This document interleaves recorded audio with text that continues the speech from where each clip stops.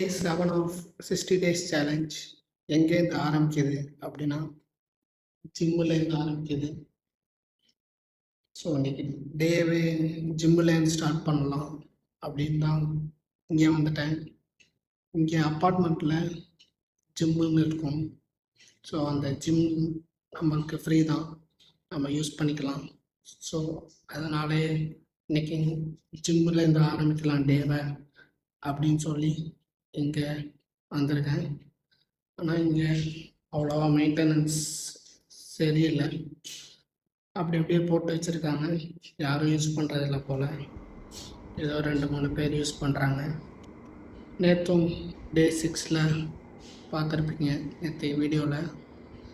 அங்கேயும் நேற்றும் ஒரு ஜிம் வந்தேன். இங்கே ஒரு அங்கிள் இருந்தாங்க, அவங்கள்ட்ட பேசிகிட்டு இருந்தேன்.